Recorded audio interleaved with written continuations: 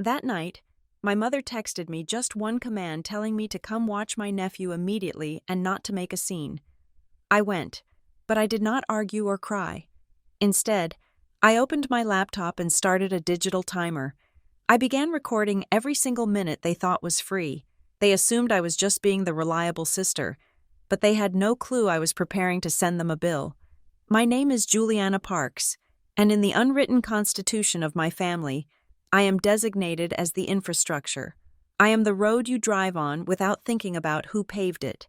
I am the electricity that hums in the walls, noticed only when the power goes out. For as long as I can remember, my role has been to remain solid, silent, and relentlessly available, while the spotlight remained firmly fixed on my younger sister, Sabrina. If you were to walk into my parents' living room in our quiet, leafy suburb, you would see a shrine dedicated to Sabrina.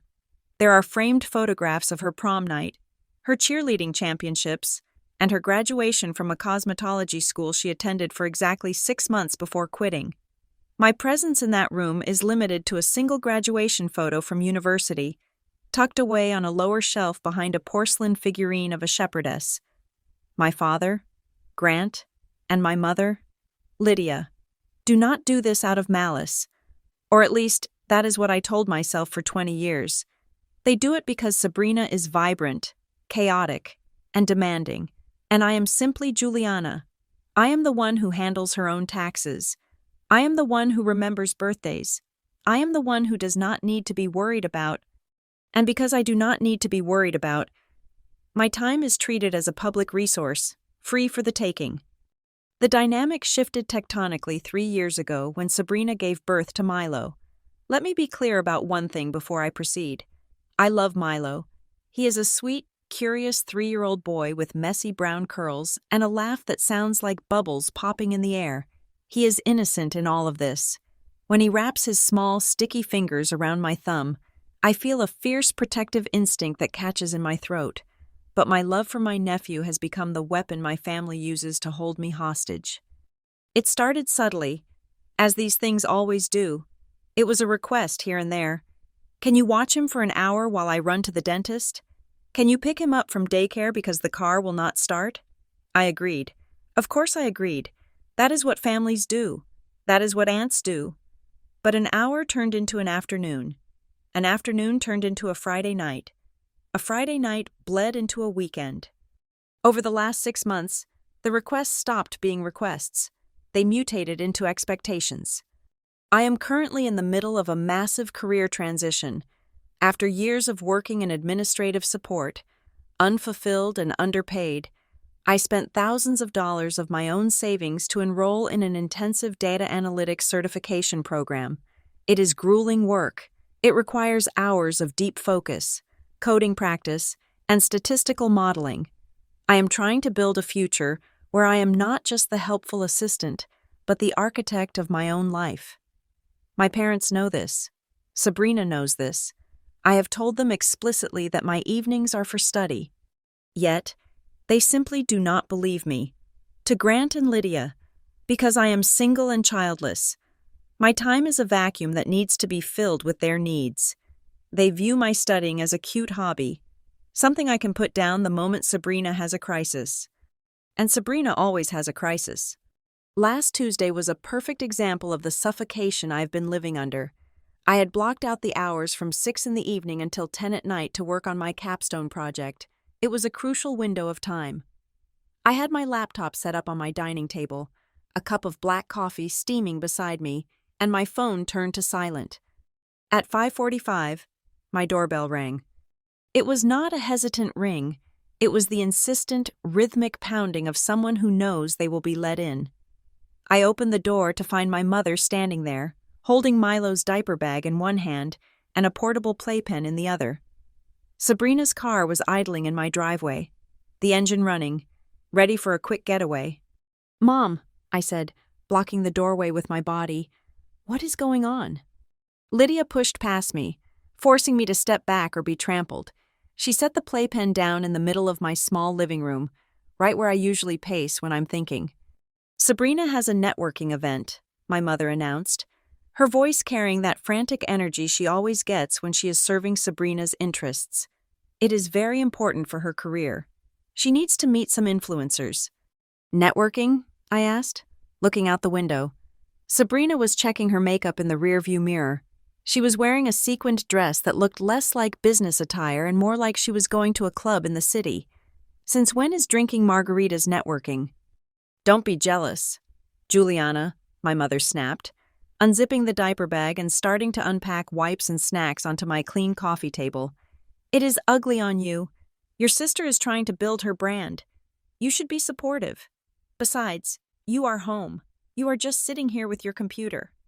I felt the familiar heat rising up the back of my neck. I am not just sitting here. Mom, I am working. I have a deadline tomorrow. I told you this on Sunday. Lydia waved her hand dismissively, a gesture I had seen her use 1,000 times to erase my concerns. Oh, please, you can do your little computer typing while Milo watches cartoons. He will be an angel. Just feed him dinner at 6:30 and put him down by 8. We will pick him up in the morning. The morning? I repeated, my voice rising an octave. Mom!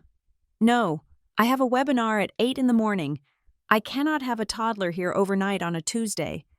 Lydia stopped moving. She turned to me, and her face hardened into the mask of disappointment she reserved exclusively for me. Sabrina had done far worse things. Crashed cars, quit jobs without notice, cursed at our grandmother, and never received this look. You are being selfish, Lydia said, her voice low and dangerous. Your sister is stressed. She needs this night off. Do you have any idea how hard it is to be a single mother? No, you do not, because you only think about yourself, you and your empty apartment. She knew exactly where to twist the knife. She knew that my single status was a sore spot, not because I was unhappy, but because they treated it like a deficiency. They treated my solitude not as a choice or a circumstance, but as a void that they were entitled to occupy. Before I could respond, the front door opened and Sabrina breezed in. She smelled of expensive vanilla perfume and hairspray. She didn't even look at me. She just knelt down and kissed the top of Milo's head. Be good for Auntie Juju, she cooed. Mommy has to go make money. Then she stood up, looked at me, and dropped a bombshell with a bright, fake smile. Thanks, Jules. You are a lifesaver. I left his allergy medicine in the side pocket. He has a bit of a cough, so watch him if he starts wheezing. Bye. And just like that, they were gone. The door clicked shut, leaving me standing in the silence of my living room, the smell of vanilla lingering in the air like a taunt. I looked down at Milo. He was sitting on the rug, holding a plastic dinosaur, looking up at me with wide, trusting eyes. He coughed, a wet, rattling sound. I did not scream. I wanted to. I wanted to pick up a vase and throw it against the wall. I wanted to chase their car down the street and scream that I was a person, not a parking spot for their responsibilities. But I didn't. I sighed, the sound heavy and defeated, and locked the door.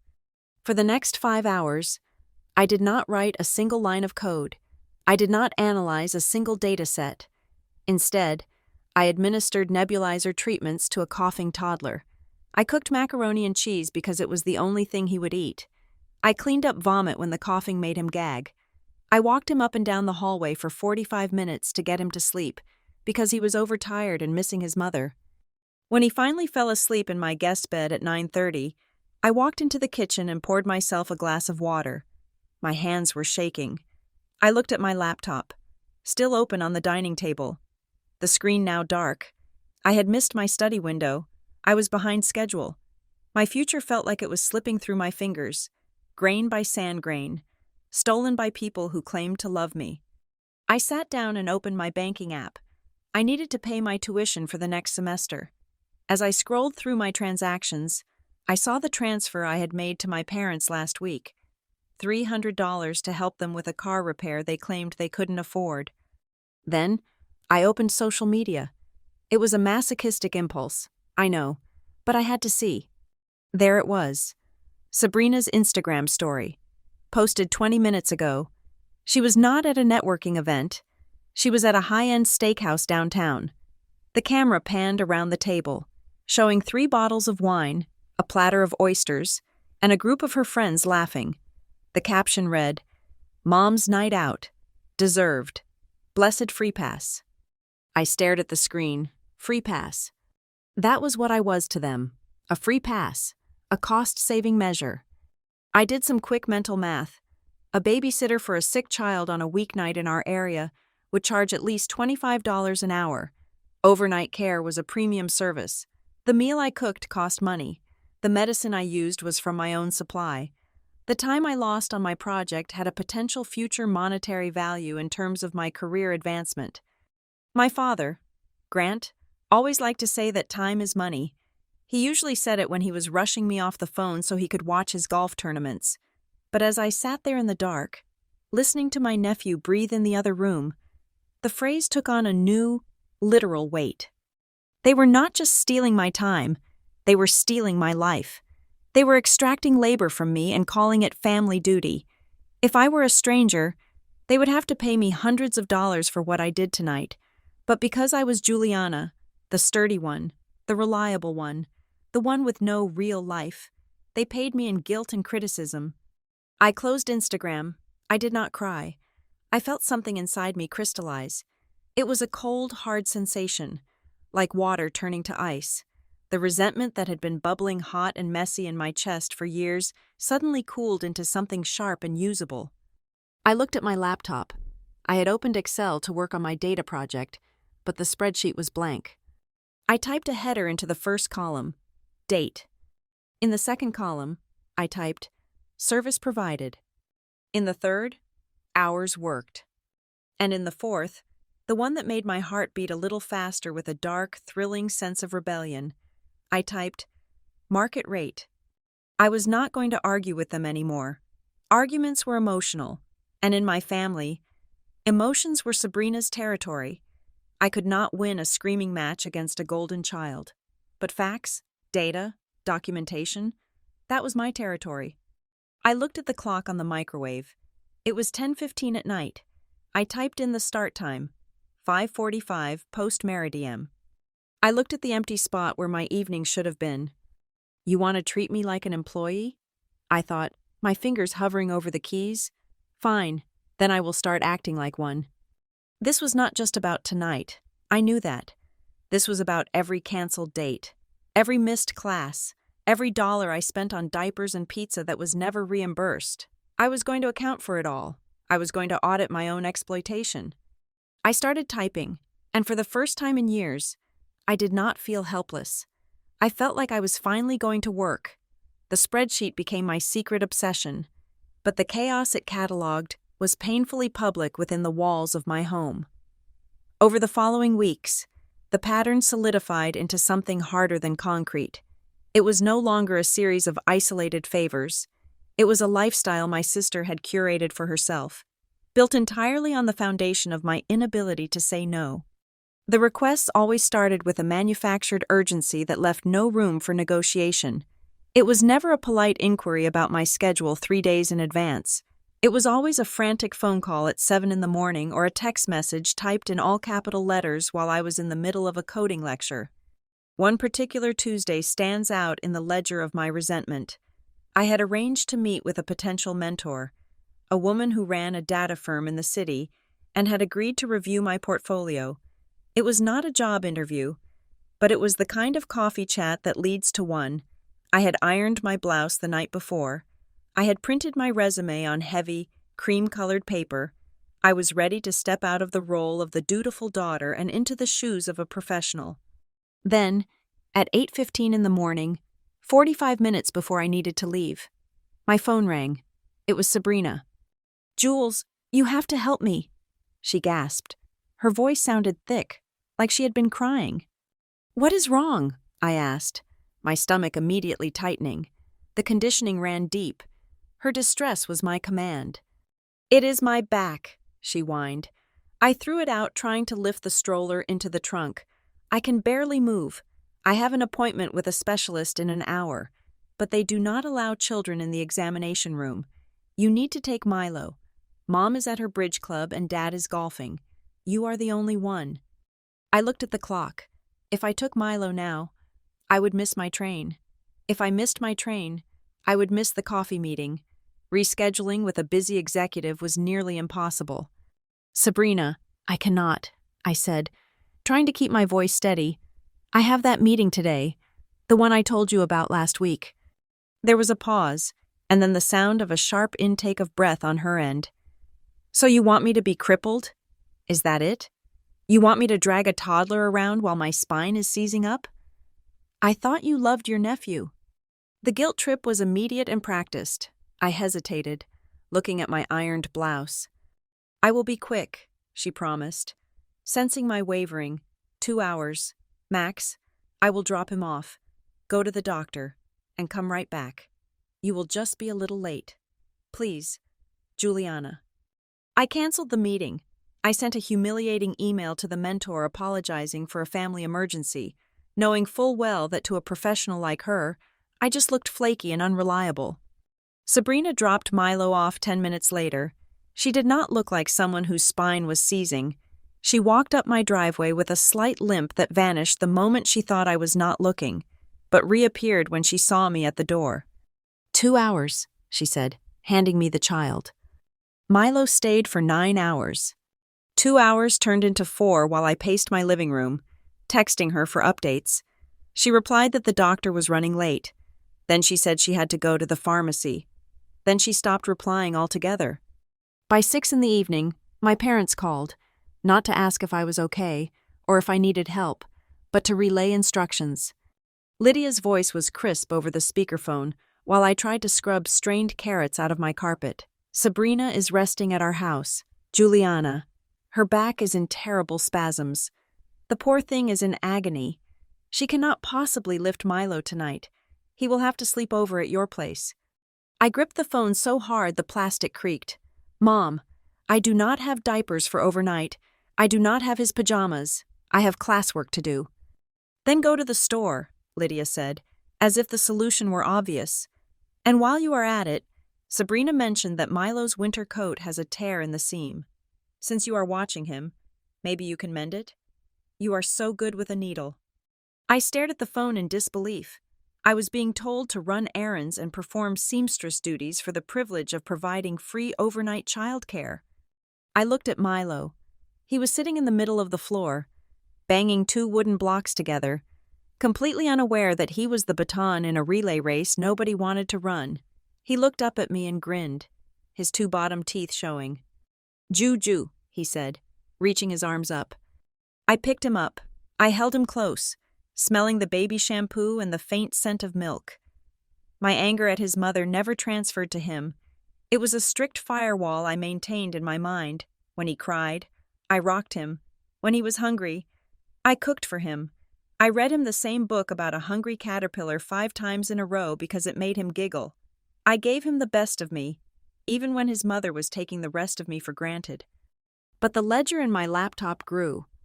That night, after Milo finally fell asleep in my bed because he was scared of the dark in a strange house, I logged onto social media. I had blocked Sabrina from my main feed to save my sanity, but I still had access. There was no post about a back doctor. However, a mutual friend of ours had tagged Sabrina in a photo from that afternoon. They were at a winery about 40 minutes away. Sabrina was standing in the sunlight, holding a glass of rosé, wearing heels that no woman with a slipped disc could possibly walk in. The caption read, "Mental Health Day with the Bestie." I felt a coldness settle in my chest that was becoming familiar. I opened my spreadsheet. I entered the start time. I entered the projected end time for the next morning. Then, under a column I had titled Notes, I typed, "Alleged medical emergency contradicted by photographic evidence of leisure activity." I was not just babysitting anymore. I was building a case file. The financial disparity was another twist of the knife. I was living on a strict budget. My savings were dwindling as I paid for my certification. And because I was spending so much time watching Milo, I could not pick up the freelance administrative work I usually did to make ends meet. Yet, Sabrina seemed to be living in a different economy. When she finally came to pick Milo up the next morning, at 11 o'clock, not 9 as promised, She breezed in carrying a large paper bag from a high-end boutique. "My back is feeling a little better," she said, not making eye contact. "The doctor gave me some great relaxants." She set the boutique bag down on my table right next to the empty pizza box I had paid for the night before. I saw a flash of silk inside the bag. "I thought you said you were broke," I said, my voice flat. "That is why you could not pay the late fees at the daycare." "I am broke," she snapped, snatching the bag up defensively. "Mom bought this for me. She said I needed a pick-me-up because I have been so stressed with the baby." So, my parents had money for designer blouses to soothe Sabrina's stress, but no money to offer me for the groceries I bought to feed their grandson. They had money to enable her lifestyle, but my time was considered a worthless commodity. The breaking point of my emotional tolerance, the moment where I stopped feeling sad and started feeling calculating, happened a week later. It was a Sunday. My family had gathered at my parents' house for a barbecue. I had tried to get out of it, claiming I had to study, but Grant had guilted me into coming. "It is family time. Juliana," he had said, "stop acting like you are too good for us." So I went. I brought a potato salad that I had paid for and made from scratch. Sabrina brought nothing but her appetite and a bag of laundry she wanted Mom to do. After lunch, while Grant was watching football and Lydia was in the kitchen cutting pie, I stepped out onto the back porch to get some fresh air. The window to the kitchen was open just a crack.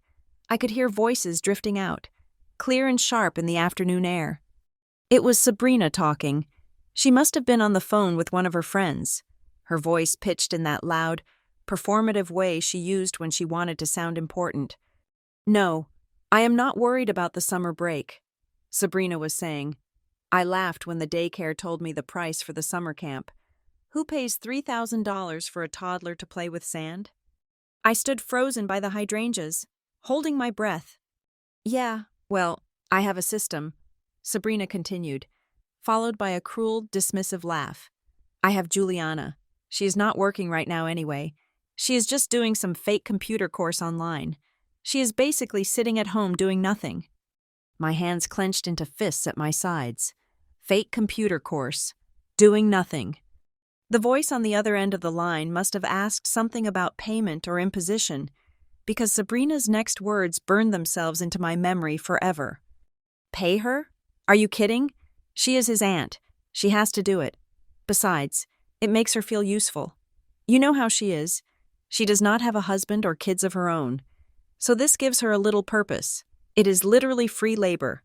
Why would I hire a nanny when I have a doormat?" A doormat. She did not say the word with affection. She did not say it with gratitude. She said it with the smug satisfaction of someone who has cheated the system and gotten away with it. I did not storm into the kitchen. I did not flip the table or throw the potato salad. The old Juliana might have cried. The old Juliana might have gone home and wondered what was wrong with her that her own sister viewed her with such contempt. But I was not the old Juliana anymore. I was the Juliana who had a spreadsheet. I turned around and walked quietly off the porch, navigating the loose paving stone I had told my father to fix 3 years ago. I went to my car, got in, and drove home. I did not say goodbye. When I got to my apartment, I sat down at my desk. I did not turn on the lights. I just opened the laptop. The glow of the screen illuminated the dark room. I navigated to the spreadsheet. I added a new tab. I titled it, "Incidental Expenses and Overtime Penalties." If I was a doormat, I was going to be the most expensive doormat they had ever encountered. I began to recall every single detail I had previously let slide. The gas money for driving Milo to appointments. The cost of the specialized organic milk Sabrina insisted he drink but never provided. The dry cleaning bill for the time he threw up on my interview blazer. I went back through my calendar for the last 6 months. I cross-referenced text messages to get exact start and stop times. I found receipts crumpled in old purse pockets. I pulled up bank statements. The anger was gone. In its place was a cold, rhythmic precision. I was an auditor of my own abuse. My phone buzzed. It was a text from Lydia. "Where did you go? We haven't cut the cake yet. Sabrina needs you to watch Milo while she runs to get cigarettes." I looked at the message.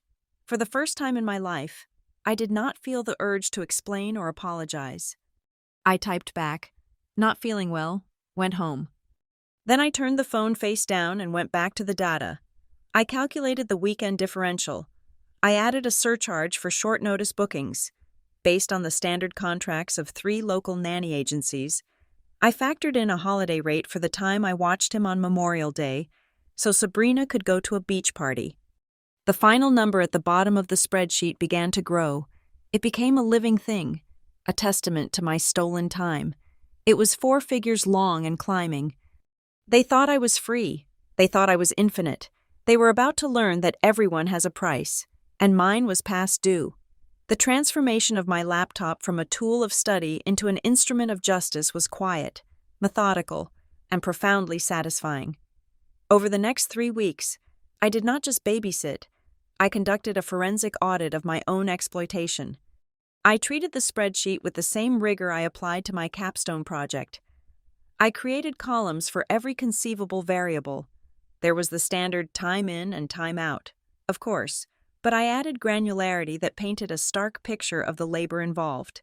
I included a nutrition column, noting every meal I cooked, every snack I provided, and whether the ingredients came from my pantry or, on the very rare occasions Sabrina dropped off a bag of groceries, theirs.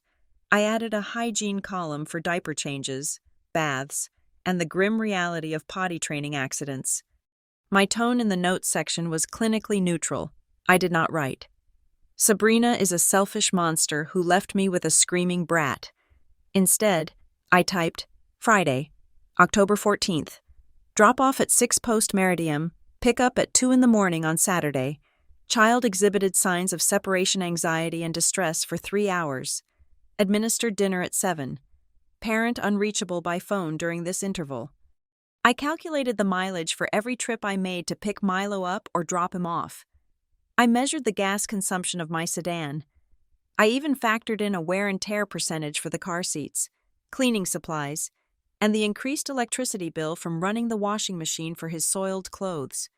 Then came the matter of the rate. I spent an entire afternoon researching childcare costs in our specific zip code. I called 3 local agencies, posing as a mother looking for a nanny. The numbers were eye-opening. For a toddler with Milo's energy level and occasional medical needs, like his asthma, the market rate was sitting comfortably between $25 and $30 an hour. Weekend rates were time and a half. Overnight rates included a flat fee plus an hourly wage for waking hours. I sat back and looked at the data. If I charged them the market rate, the bill would be astronomical. It would be easy for Grant and Lydia to dismiss it as ridiculous, to wave their hands and say I was living in a fantasy world. No, I thought, I need to be undeniable. I decided to undercut the market aggressively. I set my base rate at $15 an hour. It was barely above minimum wage in some states. It was a teenager's rate. It was insultingly low for a woman in her 30s providing premium, loving care. But that was the point. By choosing a number so reasonable, so undeniably fair, I removed their ability to call me greedy if they refused to pay $15. It would not be because the price was too high. It would be because they valued my time at 0. "The family discount," I whispered to the empty room as I entered the formula into the cell. The total at the bottom of the screen updated instantly, a bold black number that represented a down payment on a new car, or perhaps a significant chunk of a mortgage. But the real turning point, the moment that solidified my resolve from mere annoyance into a cold, hard strategy, happened on a Tuesday afternoon. I was at my parents' house to pick up a casserole dish I had left there during a Sunday dinner. The house was empty. Mom was at her garden club, and Dad was at the hardware store. I had a key, of course, because I was the emergency contact for everything. I walked into the kitchen and saw the mail pile on the counter. It was a chaotic stack of catalogs, bills, and flyers. My father was meticulous about many things, but organizing paperwork was not one of them. The stack had toppled over, sliding across the granite island. I began to tidy it up out of habit, the reflex of the good daughter, when a bank statement caught my eye. It was from their joint checking account, opened and lying flat. I usually would not snoop. I respected their privacy, even if they did not respect mine. But the name Sabrina leaped out at me from the line items like a neon sign. I froze. My hand hovered over the paper. I looked at the date. It was from the previous month. Transfer to Sabrina Parks. $800. I blinked. I scanned down the list. Transfer to Sabrina Parks. $400. Check number 402, Sabrina Rent. $1,200. My breath hitched in my throat. I felt a physical blow to my stomach, a hollow ache of betrayal that was far sharper than I expected. For years, my parents had pleaded poverty whenever the topic of money came up with me. When I was struggling to pay for my data analytics course, Grant had sighed and said, "We would love to help, honey, but with inflation and retirement, we are just scraping by on a fixed income." Scraping by. I looked at the statement again. In a single month, they had transferred nearly $2,500 to my sister. That was more than my monthly rent. That was enough to pay off my credit card debt. They were not broke. They were funding Sabrina. And the worst part? The sick, twisting realization that hit me next. The reason they had this disposable income to lavish on her was partly because they were not paying for childcare. I was the subsidy. My free labor was the line item in their budget that allowed them to pay Sabrina's rent. I was effectively working a second job to support my sister's lifestyle, without my consent, without my knowledge, and without a single word of thanks. I was the silent partner in the business of keeping Sabrina afloat. I took my phone out. I did not steal the statement. I simply took a high-resolution photo of it. Then I tidied the pile back into a neat stack, placed the casserole dish under my arm, and walked out of the house. I felt like I was walking on a different planet than the one I had arrived on. The gravity felt heavier. I needed to test them. I needed to see it to believe it. One last time, before I dropped the hammer. 2 days later, Sabrina dropped Milo off for a quick 3-hour window that she claimed was for a dentist appointment, though she arrived wearing gym clothes. When she came to pick him up, Lydia was with her. They were laughing about something, carrying coffees from the expensive cafe downtown. "Hey, Mom," I said, leaning against the doorframe, trying to keep my voice casual. "I am a little tight this week because of the tuition payment. I used about $20 in gas driving Milo to the park and back 3 times this week. Do you think you could spot me for the tank?" The laughter stopped instantly. The air in the entryway changed from warm to frigid in a nanosecond. Lydia looked at me as if I had asked her to sell a kidney. $20? She repeated, her brow furrowing. "Juliana, do not be petty." "I am not being petty," I said, keeping my hands clasped to hide the shaking. "It is just gas money. I drove him around for 2 hours to get him to nap because he was overtired." Lydia sighed, a long, dramatic exhalation through her nose. She looked at Sabrina, then back at me. "We just bought you coffee last week," she said, rewriting history. As I recalled paying for my own latte. "We do everything for family. We do not keep score. Juliana, it is ugly." Sabrina chimed in, adjusting Milo on her hip.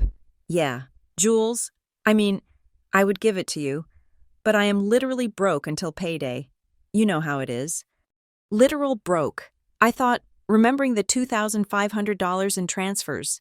"You are broke because you are a bottomless pit." "Mom," I said, looking Lydia directly in the eyes, "I really need the $20. Lydia dug into her purse, her movements jerky and angry. She pulled out a $20 bill and practically threw it on the entry table. "Fine," she snapped, "if you are going to be like that. But honestly, I expected more from you.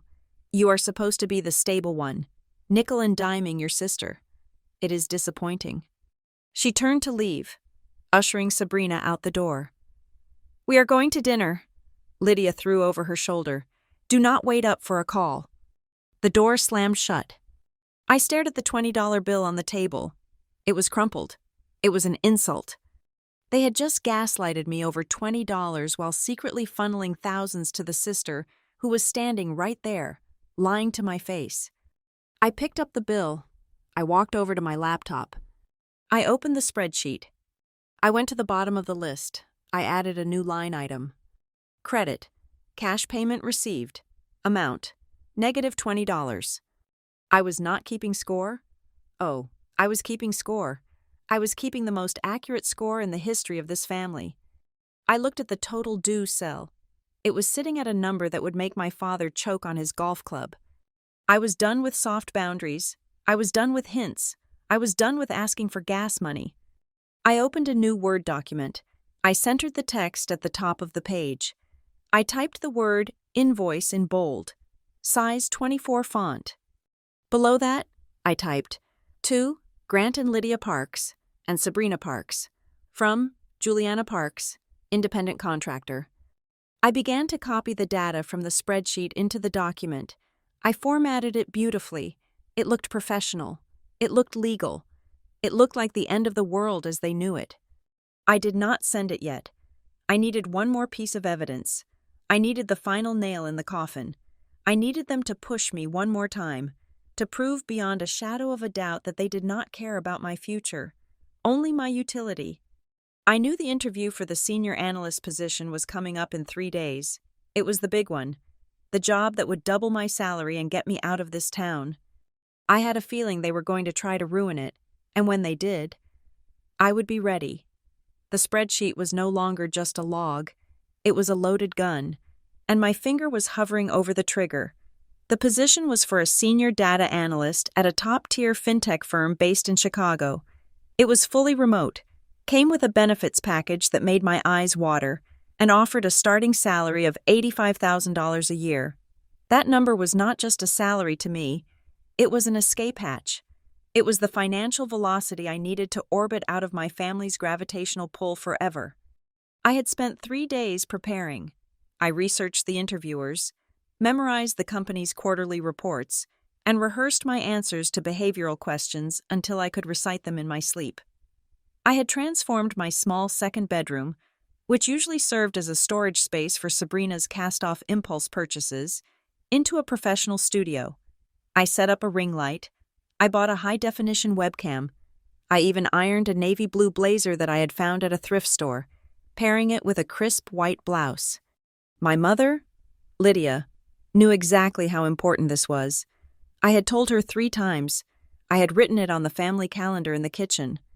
Mom, the interview is at 2:00 in the afternoon on Thursday, I had said, gripping her arm to make sure she was listening. I need the house to be empty of noise, but more importantly, I need to know that I am not on duty. Lydia had waved me off with a smile. Stop worrying, Juliana. I will come over at noon. If Sabrina needs to drop Milo off, I will take him to the park or back to my place. You will have total silence. Go get that job. For a brief, foolish moment, I believed her. Thursday arrived, at 1:30 in the afternoon. I was sitting at my desk, reviewing my notes on SQL databases. I felt sharp. I felt ready. The house was quiet. Then my phone rang. It was Lydia. I am running a little behind, she said, her voice breathless. My stomach dropped. Mom, my interview starts in 30 minutes. Where are you? I am at the dealership with Sabrina, she said, the background noise of an auto shop clearly audible. Her car started making this terrible clunking sound. She was panicking. Juliana. She was crying on the side of the road. I had to go get her. Okay, I said, trying to keep my breathing even. That is fine. Just take her car in and go home. I am fine here. There was a pause, a long, heavy pause that I knew too well. Well, that is the thing, Lydia said. Sabrina had Milo with her. We are stuck here waiting for the tow truck. The waiting room is filthy, and he is getting cranky. We are going to Uber him over to you. No, I whispered. Mom, no. You cannot do that. I have the interview. Juliana, be reasonable, she snapped, her stress instantly pivoting into anger at me. What do you want us to do? Leave a 3-year-old on the side of the highway? The Uber is already on the way. He will be there in 10 minutes. Just put him in front of the television. He will be fine. She hung up before I could scream. I stared at the phone. 10 minutes. That meant Milo would arrive at 1:45. I had 15 minutes to secure a toddler. set him up with distractions, and compose myself for the most important conversation of my life. I ran to the living room. I pulled the blinds closed. I set up a fortress of pillows. I found an iPad and queued up a 2-hour movie about talking cars. I put a sippy cup of juice and a bowl of crackers within arm's reach. The doorbell rang at 1:48. The Uber driver looked annoyed as he handed me a crying Milo. I did not blame the child. He had been dragged from a car breakdown to a stranger's vehicle and now dumped on his aunt. He was confused and scared. "Hey, buddy," I said, forcing a smile, my heart hammering against my ribs like a trapped bird. "Auntie Juju has a big meeting. You have to be super, super quiet. Can you be a ninja for me?" Milo rubbed his eyes, his nose running. "Ninja?" "Yes, silent ninja. Watch the movie. Do not move." I settled him in. He seemed calm. I sprinted back to my office, smoothed my hair, and logged into the Zoom meeting at 1:58. The screen flickered to life. 2 interviewers appeared. One was a stern-looking woman named Carol, the other a younger man named David. They looked professional, serious, and expensive. "Good afternoon, Juliana," Carol said. "We have been looking forward to this. Your portfolio is impressive." "Thank you," I said, my voice sounding surprisingly steady. "I am very excited to be here." The first 15 minutes went perfectly. I answered their technical questions with precision. I saw David nod in approval when I explained my methodology for data cleaning. I began to relax. I thought, I can do this. I am actually pulling this off. And then I heard it. The sound of small, thudding footsteps in the hallway. I froze. I kept smiling at the camera. But my mind was racing. "Please, Milo, go back to the cars. Go back to the ninja training." "Auntie Juju?" A small voice wailed from right outside the door. "I made a poopy." The silence in the Zoom room was absolute. I saw Carol's eyes dart to the side. I saw David look down at his notes, hiding a smirk.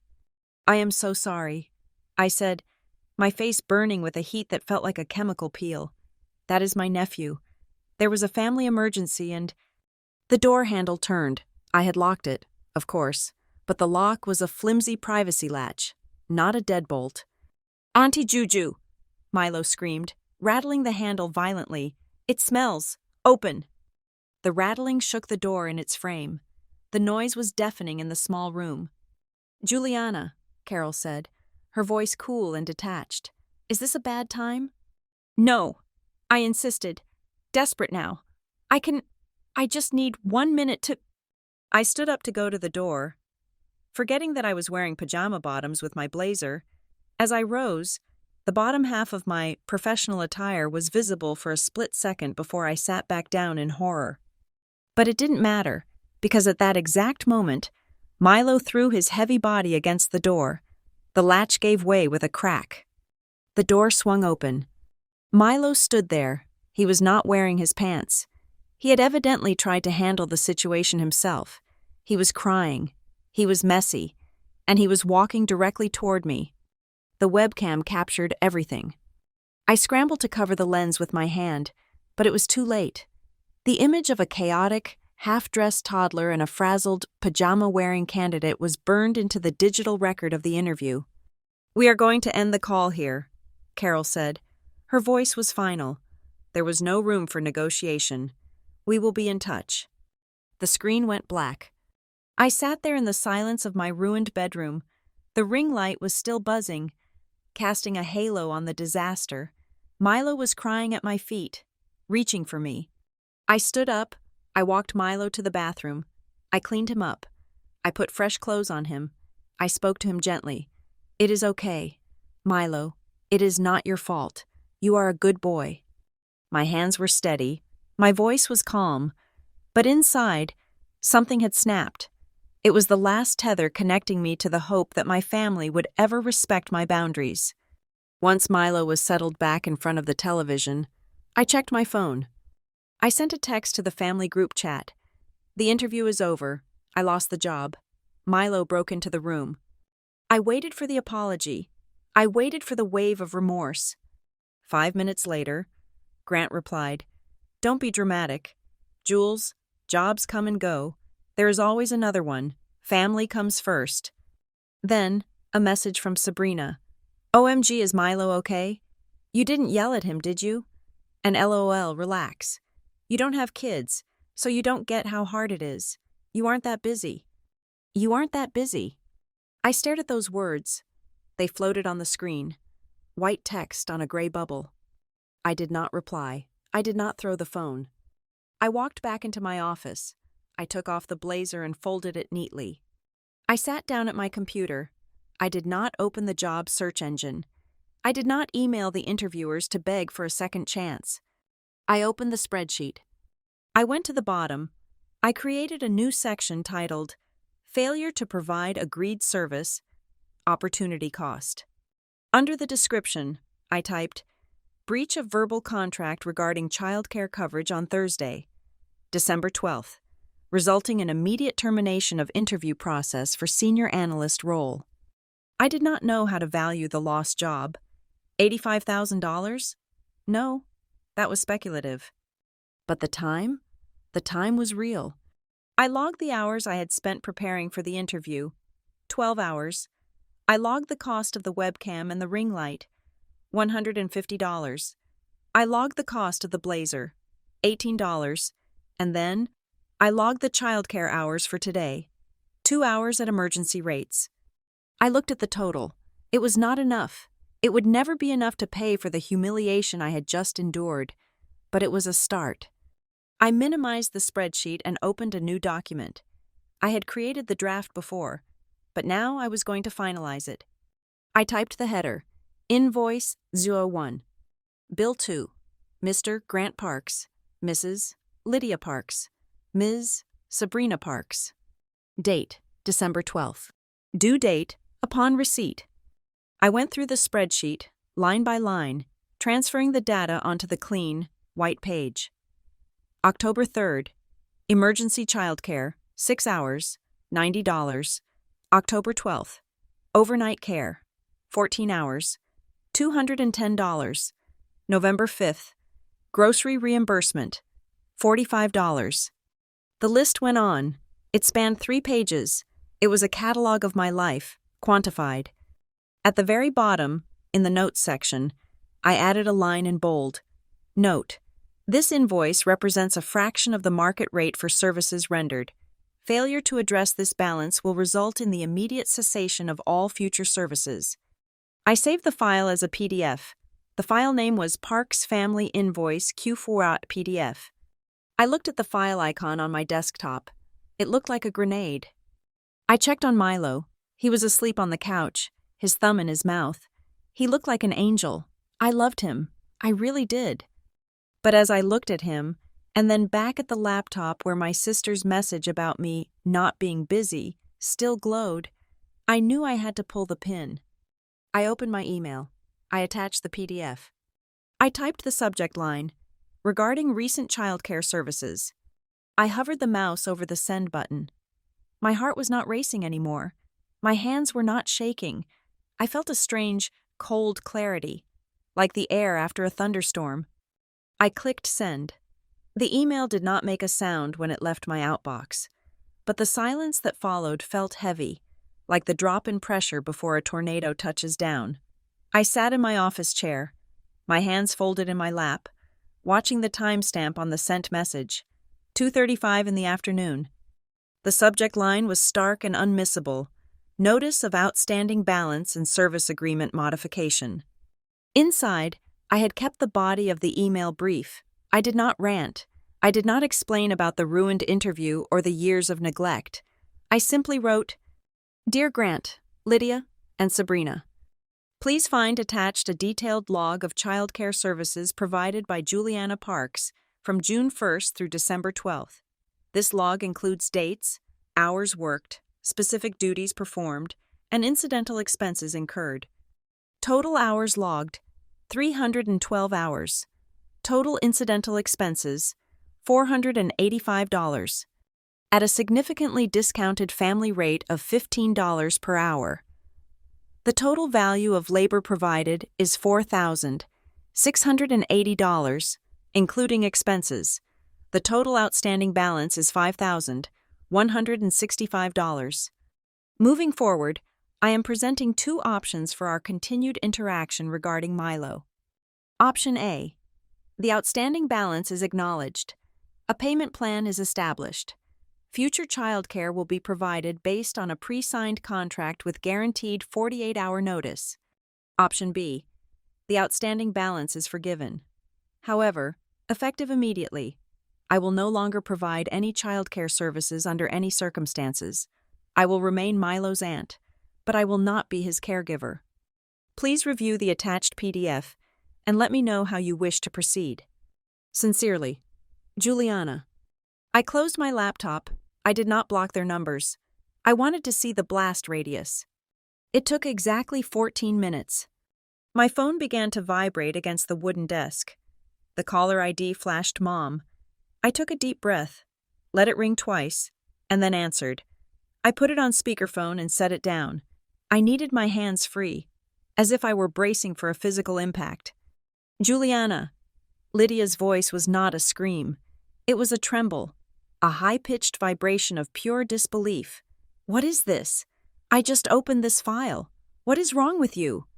Hello, Mother, I said. My voice sounded strange to my own ears. Flat, metallic, detached. It is an invoice. Did you read the summary on page 1? An invoice? She choked out. For your own flesh and blood? You are charging us for spending time with your nephew? I have never heard of anything so disgusting in my life. We are a family. Juliana, we do not send bills to each other. We do when one party is exploiting the other, I replied. Exploiting? Lydia sounded like she had been slapped. We have supported you your whole life. We put a roof over your head. We fed you. And this is how you repay us? By counting pennies? You are ungrateful. Juliana, you are cold and ungrateful. I looked at the list of expenses on my screen. I am not counting pennies. Mom, I am counting $5,000. And I am counting the job I lost today because you and Sabrina could not respect a simple boundary. Do not blame us for your failures. Grant's voice suddenly boomed over the line. He must have been listening on the extension. You lost that job because you are not good enough, not because of us. And now you are trying to extort money from your sister? She is a single mother, for God's sake. She is a single mother who receives $2,000 a month from you while I pay for her son's diapers. I said. The words left my mouth before I could stop them. There was a sudden, sharp silence on the other end. How do you know about that? Grant demanded, his voice dropping to a dangerous whisper. It is in the invoice. Dad. I lied smoothly. I did not want to reveal the photo of the bank statement yet. I wanted them to wonder how much I knew. I have documented everything. The financial disparity is part of the record. You are destroying this family, Grant spat. Over money. You are willing to tear us apart because you are greedy. I am not tearing anything apart. I said, I am defining the terms of my labor. Option A or option B. It is a business decision. Lydia started crying then. The loud, heaving sobs she used to end arguments she was losing. I cannot believe I raised a daughter like this. So transactional, so heartless. I hung up. I did not feel guilty. I checked my pulse. It was steady. The tears that usually would have sprung to my eyes at my mother's weeping were absent. I realized then that the part of me that craved their approval had finally died in that bedroom when Milo walked in. Then came the text from Sabrina. I expected her to deny the hours. I expected her to say I was lying about the times, but Sabrina was, at her core, a narcissist, and her grievance was not about the truth. It was about the image. You sent this to Mom and Dad? Came the first text. Are you insane? Followed a second later. I know I owe you favors, but you made me look like a charity case. You put in there that you bought my kid milk? You wrote down that I was at a winery? You are such a stalker. Juliana, you are just jealous that I actually have a life and you just sit at home. She did not say the hours were wrong. She did not say the money was inaccurate. She was angry because I had held up a mirror. I replied with one sentence. Option A or option B. Sabrina. I am not paying you, she wrote back instantly. You are his aunt. It is your job. Then you are choosing option B. I typed, I will note that for the final agreement. Whatever, she replied. You will come crawling back when you want to see him. I set the phone down. The bridge was not just burning, it was incinerating. But there was one complication. I had agreed, 3 days ago, to watch Milo tomorrow morning. It was a standing appointment. Sabrina had a court hearing regarding child support from her ex, and despite everything, I knew she could not take Milo with her. If I canceled now, immediately after sending the invoice, they would spin the narrative. They would say I abandoned a child in a crisis. They would tell the extended family that I left Sabrina high and dry on a court day out of spite. I could not give them that ammunition. I had to be perfect. The next morning, Friday, I drove to Sabrina's rental house at 8 o'clock sharp. My stomach was tight, but my face was a mask of professional calm. I walked up the driveway. Sabrina's car was there. I knocked. Sabrina opened the door. She looked tired, her eyes puffy. When she saw me, her expression shifted from shock to a sneer. I thought you quit, she said, crossing her arms. I looked at her coolly. I sent the invoice yesterday. The terms state that we need to reach a resolution. However, I agreed to watch Milo for this hearing on Tuesday. I honor my commitments. Sabrina, unlike some people. She stared at me, unsure of how to react to this new version of her sister. She stepped back to let me in. The house was a mess. Toys were everywhere. Milo ran up to me, squealing, oblivious to the frost in the air. Auntie Juju. I picked him up and hugged him tight. I felt Sabrina watching us. Here is the thing, I said, turning to her while holding her son. I am here until noon. At noon, when you return, I am leaving. And I am leaving a hard copy of the invoice on your counter until it is paid or a payment plan is signed. This is the last time I will be in this house as a babysitter. You are bluffing, Sabrina scoffed, grabbing her purse. You love him too much. I love him enough to model self-respect for him, I said quietly, which is something he is not getting from anyone else. Sabrina's mouth opened, then snapped shut. She didn't have a comeback for that. She stormed out the door, slamming it behind her. I spent the next 4 hours exactly as I always did. I played blocks with Milo. I made him a healthy snack. I read him books. I did not let my anger at his mother bleed into my care for him. I documented the hours in my notebook, right in front of him. December 13th, 8 in the morning to 12 in the afternoon, 4 hours. Status, final warning. When Sabrina returned at 11:55, she looked flushed and angry. The court hearing probably had not gone her way. She threw her keys on the table. Thanks, she muttered, refusing to look at me. I placed Milo gently on the floor. I walked over to the counter and placed the printed invoice next to her keys. I added today's hours to the total in pen. I said, the new balance is $5,225. Sabrina laughed, a harsh, brittle sound. Good luck collecting that. Juliana, you cannot sue your family. I looked at her. I picked up my bag. I am not suing family. Sabrina, I am suing a debtor. I walked out. I did not look back. I got into my car and drove away, leaving her alone with the reality of the paper on the counter. The cracks in the foundation were no longer hairline fractures.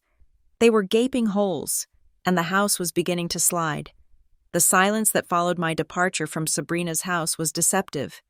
It was not the peace of resolution. It was the quiet of an army gathering its forces. I knew my family well enough to know they would not attack me directly with facts, because the facts were entirely on my side. Instead, they would launch a campaign of character assassination designed to bring me back into the fold through shame. It began on Saturday morning, less than 24 hours after I had placed the invoice on Sabrina's counter. My phone started buzzing with notifications from people who had not spoken to me in months. These were my aunts, cousins, and even a few of Lydia's friends from the church choir. They were the flying monkeys, dispatched by the Wicked Witch of the West to harass Dorothy. The first message was from my Aunt Sarah, Lydia's older sister. Juliana, your mother called me in tears. I cannot believe you would treat your family like a business transaction. Money is the root of all evil. Honey, do not let greed harden your heart. Apologize to your sister." I stared at the screen. Aunt Sarah had borrowed $5,000 from my father 10 years ago and never paid it back, a fact that was a constant source of tension at Thanksgiving. Yet here she was, lecturing me on greed. I did not reply. I took a screenshot. I saved it to a folder on my cloud drive labeled Harassment and Third-Party Communication. An hour later, a message from my cousin Mike. "Hey Jules, heard you're beefing with Sabrina over babysitting money? That is pretty low. She's a single mom trying to make it. We are supposed to help each other. Be the bigger person." I screenshotted that one too. I wanted to reply. I wanted to scream. I have been the bigger person for 3 years. I am the only person acting like an adult. But I knew that engaging with them would only fuel Lydia's narrative. Any defense I offered would be twisted into, Juliana is being defensive and hysterical. Silence was my shield. Documentation was my sword. Then came the social media assault. Sabrina did not tag me directly. That would have been too obvious, and she knew I would have receipts to counter her claims. Instead, she mastered the art of the vague book post. I logged onto Facebook from a burner account I had created years ago for market research. There it was, posted 2 hours ago, a black and white selfie of Sabrina looking out a window, a single, perfectly placed tear on her cheek. The caption read, "The saddest betrayal never comes from your enemies. It comes from the people who share your blood. It hurts so much when you trust someone with your child and your heart, only to find out they only care about money. Hug your babies tight tonight. You never know who is fake." The comments were a chorus of sympathy. "So sorry. Hun, toxic people have no place in your life. You are a great mom. Ignore the haters." Lydia had commented, "You are strong, my angel. We love you. Evil never wins." I felt a cold knot in my stomach. Evil. I was the daughter who paid her taxes, remembered anniversaries, and had just spent 300 hours raising her grandson for free, and now I was evil. I printed the post and the comments to a PDF. I added it to the case file. They were painting a picture of me as a monster, but ironically, they were providing me with evidence of defamation.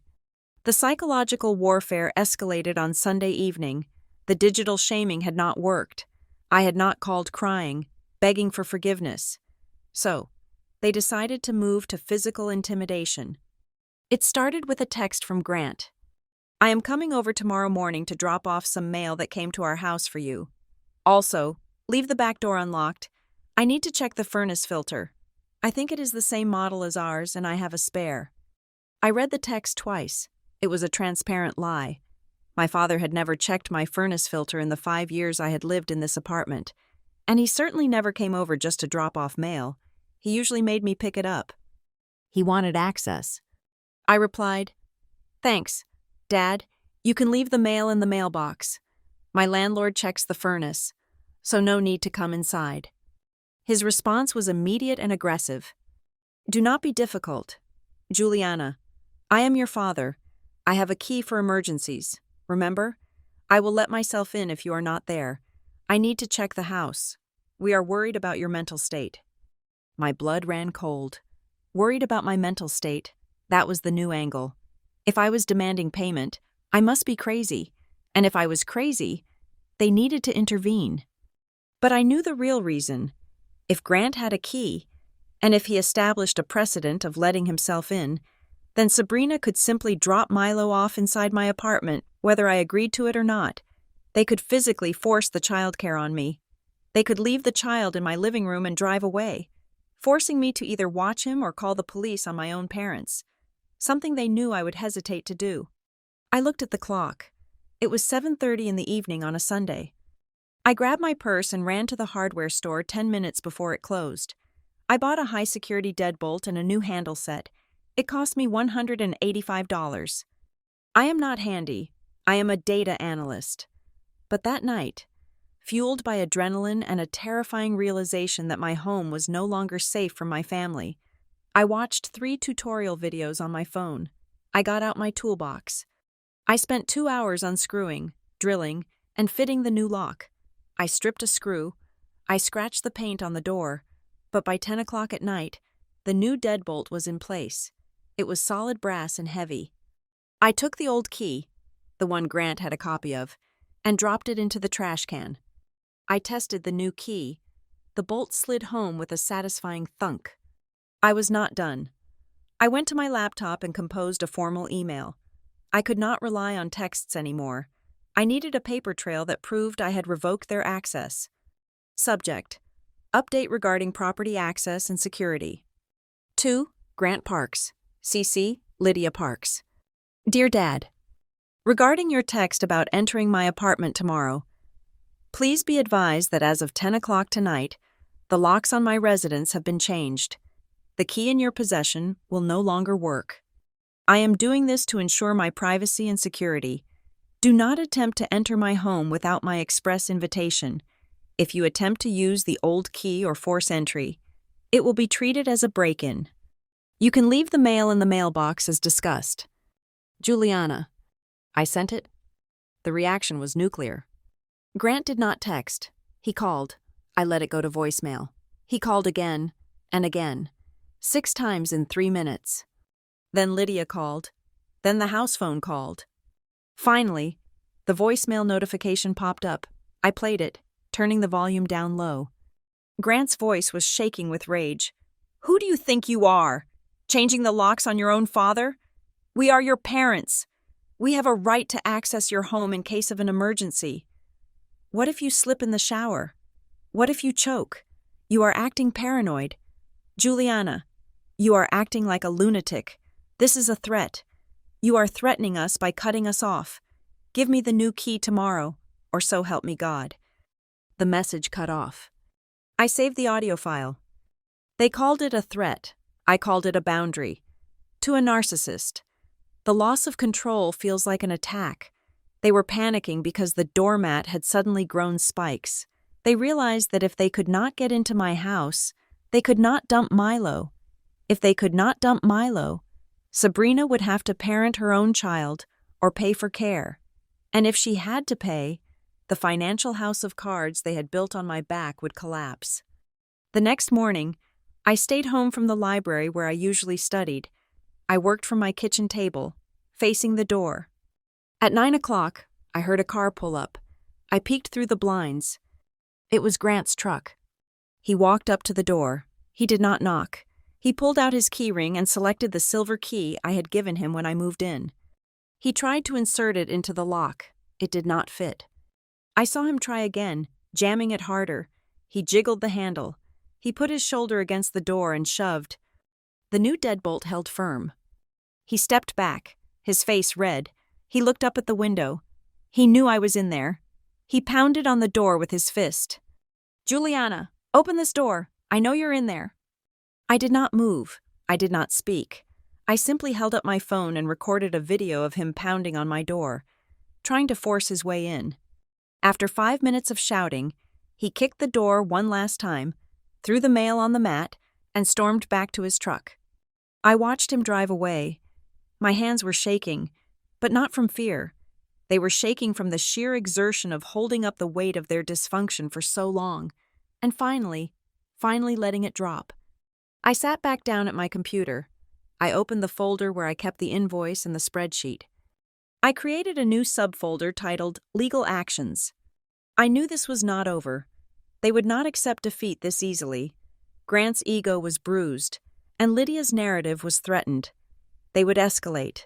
They would try to find another way to force me into submission, likely by using the one thing they knew I still cared about, Milo. But they had made a fatal error. By trying to break into my house, they had given me the moral high ground. They had proven that they did not see me as an independent adult, but as a possession. I picked up my phone and called a number I had looked up the night before. Hello, is this the clerk for the small claims court? I asked. Yes, it is. I have a question about the filing process for unpaid wages and breach of verbal contract, I said, my voice steady. And I also need to know the procedure for filing a restraining order if harassment continues. I was done playing the victim. I was done playing the daughter. I was the plaintiff now. The adrenaline from the confrontation with my father slowly ebbed away, leaving behind a headache that throbbed at the base of my skull. I stared at the closed door, the new deadbolt gleaming like a promise of safety.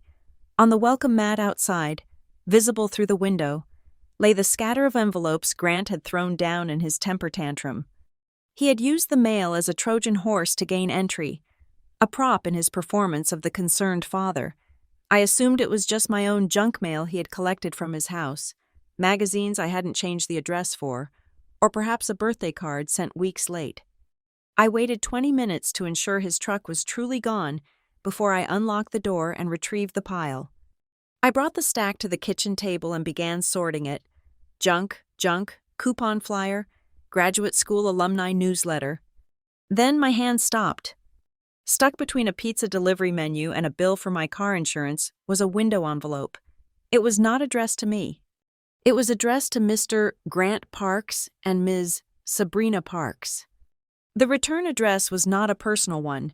It was from a law firm specializing in debt collection and asset recovery based in Delaware. My father, in his blind rage, must have grabbed a stack of mail from his own kitchen counter to make his prop look convincing, inadvertently scooping up his own correspondence along with mine. He had thrown it at my feet without realizing he was handing me the cipher to the family's chaos. I knew I should not open it. It was a federal offense to open mail not addressed to you, but I also knew that my family had just attempted a break-in at my home. The rules of engagement had changed. I slid my letter opener under the flap. The document inside was heavy, printed on thick bond paper. It was a notice of default and restructure agreement. I began to read, and as I did, the floor of my understanding dropped out from under me. The document detailed a consolidated loan. It listed 3 maxed-out credit cards, a defaulted auto loan for a luxury SUV I knew Sabrina had traded in 2 years ago, and a personal line of credit. The total outstanding principal was $42,580. But that was not the part that made my breath hitch. The part that stopped my heart was the signature line at the bottom. There was Sabrina's signature, loops and swirls, looking like a child's handwriting, and right next to it, in shaky blue ink, was the signature of Grant Parks as the co-signer and guarantor. I sat back in my chair, the paper trembling in my hand. The pieces of the puzzle slammed together with the force of a magnetic collision. The transfers of $2,000 I had seen on the bank statement were not just gifts. They were frantic attempts to keep the wolves from the door. Sabrina was not just broke in the way she usually claimed, meaning she couldn't afford a new purse.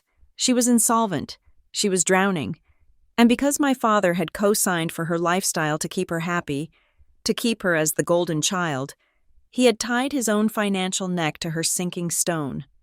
If Sabrina defaulted, they would come for my parents' retirement savings. They would come for their house. I looked at the date on the notice. It was from 3 months ago. The payment plan required a monthly installment of $1,800 to avoid immediate legal action and wage garnishment. Suddenly, the desperation in Lydia's voice made sense. The anger in Grant's eyes wasn't just about control. It was about survival. If they had to pay a stranger market rate to watch Milo, say $3,000 a month, they would not have the money to pay Sabrina's debt settlement. If they didn't pay the settlement, the collection agency would sue Grant. I was not just the babysitter, I was the subsidy. My free labor was the only thing standing between my parents and financial ruin. They were literally selling my time to pay for Sabrina's mistakes. They had turned me into an indentured servant to bail out the sister who treated me like dirt. A wave of nausea rolled over me. It was so much worse than simple favoritism. It was a Ponzi scheme of affection, and I was the unsuspecting investor whose assets were being liquidated to pay the returns. I took a photo of the document. Then, I carefully resealed the envelope with a glue stick so it looked undisturbed. I would mail it back to them tomorrow with no return address, letting them wonder if I had seen it. But now, I had the map. I needed to verify my position. I opened my laptop and logged into a forum for the Society for Human Resource Management. During my certification course, I had befriended a woman named Elena. A senior HR director with 20 years of experience in contract law and compensation. I sent her a direct message. Hypothetical situation. If an employee is essential to the solvency of a company, but the company refuses to pay them because they are family, what is the employee's leverage? Elena was online. Her reply came 3 minutes later. In business terms, that is called a critical dependency. If the employee walks, the company collapses. The leverage is absolute. But the employee has to be willing to let the company fail to prove it. Why? You okay, Jules? I typed back, I am fine. Just doing a case study. Advice. Elena wrote, if you are in this position, stop negotiating like a family member. Negotiate like a consultant. No more verbal agreements. Get a scope of work. Get a retainer. If they need you that bad, they will sign. If they don't sign, they sink. It's cold, but it's business. Negotiate like a consultant. I closed the chat window. I looked at the invoice I had sent. It was a good start, but it was retrospective. It looked at the past. I needed something that controlled the future. I opened a blank document. I did not type invoice. I typed childcare services agreement. I wrote it with the cold, detached precision of a lawyer. Section 1. Scope of services. The service provider, Juliana Parks, agrees to provide childcare for Milo Parks solely within the hours of 8 in the morning to 6 in the evening, subject to availability. Section 2. Compensation. Services will be billed at a rate of $20 per hour. This is a non-negotiable fixed rate. Section 3. Payment terms. Payment is due prior to the commencement of services. A retainer of $200 is required to book any calendar week. Section 4. The Sabrina Clause. Any late pickup exceeding 15 minutes will incur a penalty of $2 per minute. Any failure to provide necessary supplies, diapers, food, medicine, will result in a procurement fee of $50 plus the cost of goods. I stared at the document. It was harsh. It was impersonal. It was exactly what was needed. I realized that up until now, I had been playing a defensive game. I had been hiding behind locked doors and unanswered texts, hoping they would just leave me alone. But they wouldn't leave me alone. The debt I had just discovered proved that they couldn't leave me alone. They needed me too much. So, I had to switch to offense. I needed to lure them into a trap where they had to acknowledge my value on paper. I knew Sabrina's schedule. I knew that next week was the last week of the month. That meant her sales quotas for the pyramid scheme cosmetics company she pretended to work for were due. She would be frantic. She would need days, not hours, of coverage to try and harass people into buying shampoo so she could keep her director title. She would come to me, she always did. And when she did, I wouldn't lock the door. I would open it, and I would slide this contract across the table. I printed 2 copies of the agreement. I stapled them neatly. I sat back and looked at the pile of mail on my table. The secret of the $42,000 lay heavy in my mind. I felt a strange flicker of pity for my father. He was a man drowning in his own inability to say no to a daughter he had spoiled rotten. He was bankrupting his old age to buy her love. But that pity did not translate into compliance.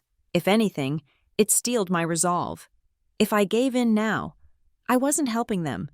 I was just enabling the slow-motion car crash to continue. By forcing them to pay me, or by refusing to work, I was actually forcing them to confront the financial reality they were hiding from. I was not just saving myself, in a twisted way. I was the only one trying to save them from the delusion that this house of cards could stand forever. My phone buzzed. It was a text from Sabrina. Look, I am sorry about Dad. He is crazy sometimes. But I really need to talk to you about next week. I have a huge opportunity to hit my bonus. Can we please just call a truce? I smiled. It was like clockwork. The cycle of abuse, explosion, silence, gaslighting, and then the honeymoon phase where they pretend nothing happened because they need something. I did not reply with anger.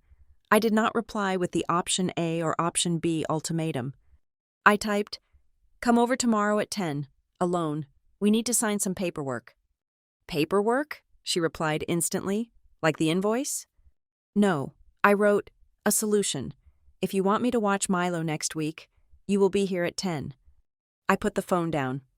I walked over to the window and looked out at the quiet suburban street.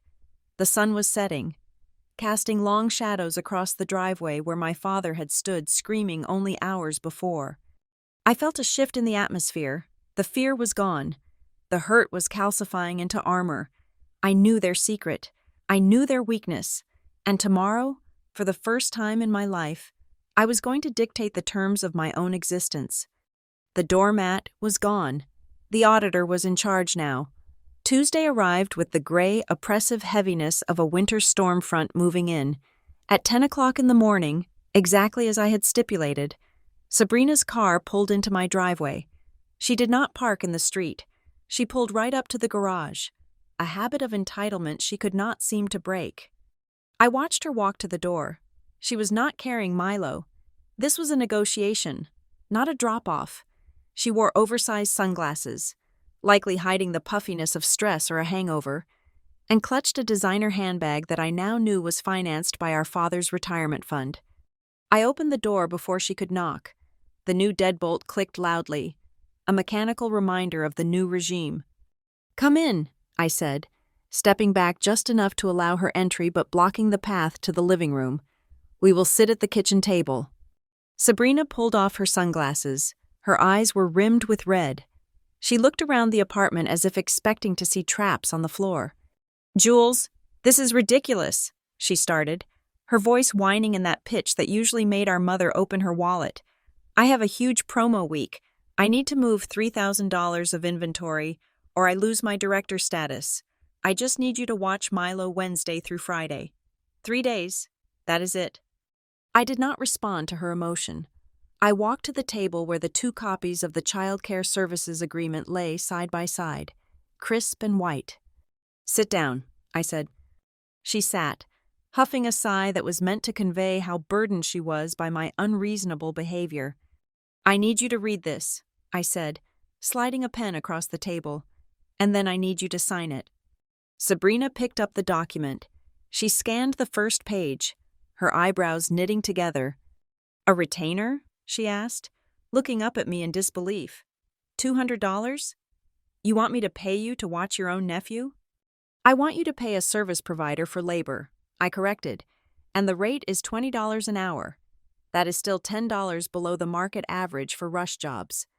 "I do not have $200, she snapped, throwing the paper down. I leaned forward, resting my hands on the table. "Then you do not have a babysitter. And if you do not have a babysitter, you cannot move your inventory. And if you cannot move your inventory, you lose your title. Do the math. Sabrina." She glared at me.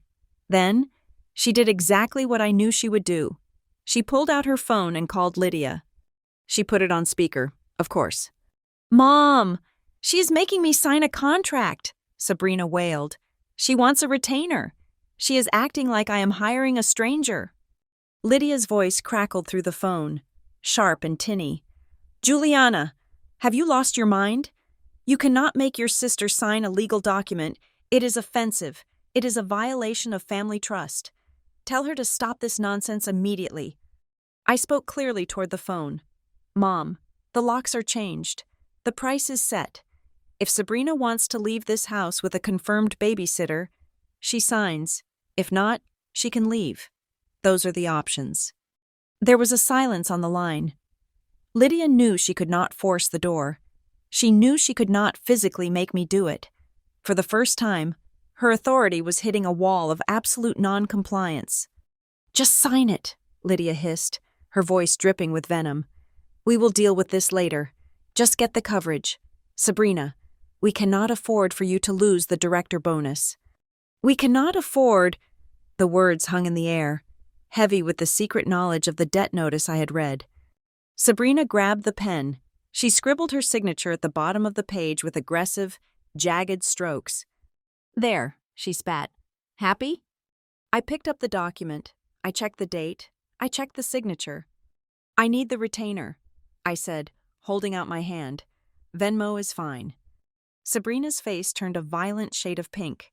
She tapped furiously on her phone. A moment later, My phone buzzed. $200 received. Drop-off is at 8 in the morning tomorrow, I said, filing the contract into a folder. Pick-up is at 6 in the evening. Section 4 spells out the late fees. I suggest you read it. Whatever, she muttered, standing up. You are such a bitch. Juliana, I hope you know that. I am a solvent bitch, I thought as I watched her leave. And right now, that makes me the most powerful person in this family. The next 3 days were a study in compartmentalization. When Milo arrived on Wednesday morning, I was simply Auntie Juju. We built castles out of couch cushions. We made Play-Doh from flour and salt. I made him his favorite grilled cheese sandwiches, cutting the crusts off exactly how he liked. I kissed his scraped knee when he fell in the backyard. My love for him was a constant, untainted by the war I was waging with his mother. But the moment he went down for his nap, the auntie hat came off, and the auditor hat went on. I opened the logbook. Wednesday, December 17th. Time in, 8:10 in the morning. Lunch provided. Yes. Diapers used, 3. I logged everything. I noted that Sabrina had forgotten to bring his asthma inhaler, forcing me to use the spare I kept. I logged the cost of a new bottle of children's ibuprofen because he was teething, and she had sent him with a fever. Thursday passed without incident. Though Sabrina was 15 minutes late for pickup, I simply pointed to the clock and noted it in the ledger. She rolled her eyes, but she did not argue. She was too exhausted from her sales franticness. Then came Friday. Friday was the last day of the agreement. Sabrina dropped Milo off early, at 7:45 in the morning. She looked manic, her hair wild, her energy frantic. I am going to hit the goal, she said, practically vibrating. I have a party tonight, a big one. I might be a little late for pickup. Is that okay? I looked at her. Read section 4. Sabrina. She waved her hand dismissively. Yeah, $2 a minute, whatever. I will be rich by tonight anyway. She drove off. The day passed. Milo was an angel. We baked cookies. We watched the sunset from the window. 6 o'clock came. I did not expect her to be on time. I expected the usual 30-minute delay. 6:30 passed. I sent a text. You are 30 minutes late. Late fees are accruing. No response. 7 o'clock. The sky was pitch black. Milo was asking for his mommy. I fed him dinner. I bathed him. I put him in his pajamas. I sent another text. It is 7 o'clock. You are 1 hour late. Per the contract, you are currently being billed an additional $120. Still no response. At 8 o'clock, I called her. It went straight to voicemail. I called Lydia. She is at a celebration dinner, Lydia said, sounding defensive but nervous. Her phone probably died. She worked so hard. Juliana, just let her have this.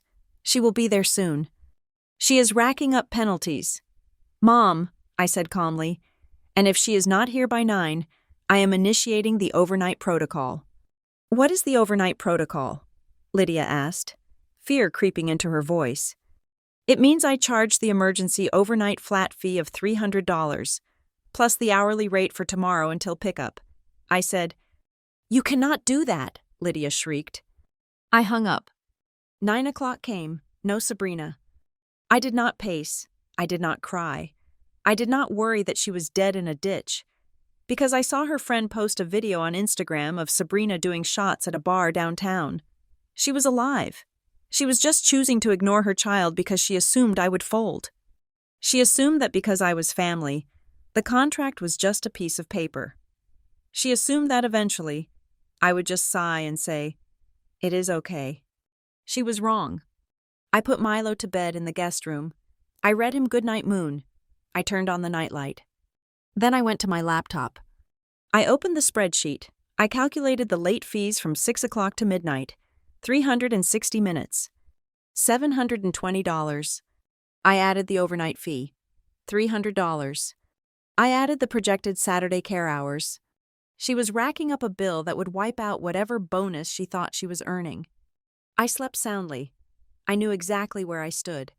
I was no longer the victim of her chaos. I was the beneficiary of it. Saturday morning broke with bright, cold sunlight. Milo woke up at 7. We had pancakes. He asked where Mommy was. Mommy had to work late. I told him gently, she will be here soon. Sabrina finally arrived at 10:30 in the morning. She did not look like a director. She looked like a wreck. Her makeup was smeared, her hair was a bird's nest, and she smelled of stale vodka and regret. She walked up the driveway with the slow, shameful trudge of someone who knows they are in trouble, but hopes they can bluff their way out of it. She knocked. I opened the door. I was dressed, coffee in hand, looking entirely fresh and rested. "Hey," she croaked, trying to smile. My phone died. And then, God, it was crazy. I just passed out at Tiffany's house. I am so sorry. She waited for me to yell. She waited for the lecture. She waited for the emotional outburst that she could dismiss as me being uptight. I did not yell. I stepped aside and picked up Milo's bag, which was already packed and waiting by the door. Milo is in the living room watching cartoons. I said, he has had breakfast. Sabrina blinked. Oh, okay, thanks. Look, about the money. I can give you like $50 for the trouble? I reached onto the entry table and picked up a piece of paper. It was not the invoice. It was a copy of the contract she had signed on Tuesday, with the relevant sections highlighted in neon yellow. Attached to it was a printout of the calculation log from last night. Per the agreement you signed, I said, my voice conversational, like I was discussing the weather. You were 16.5 hours late, at the penalty rate of $2 per minute. That is $1,980, plus the overnight fee of $300. Sabrina's jaw dropped. Her eyes bugged out of her head. $2,000? She screamed. Are you insane? I am not paying that. That is robbery. It is a contract, I said, handing her the paper. You signed it. You agreed to the terms. Section 4. I am not paying, she yelled, grabbing the paper and crumbling it in her fist. You can take this contract and shove it. I watched her crumble the paper. I have the original, Sabrina, and I have a digital scan, and I have the text logs of me notifying you of the accruing fees, and I have the Instagram video of you drinking tequila at 8:30 when you were supposed to be here.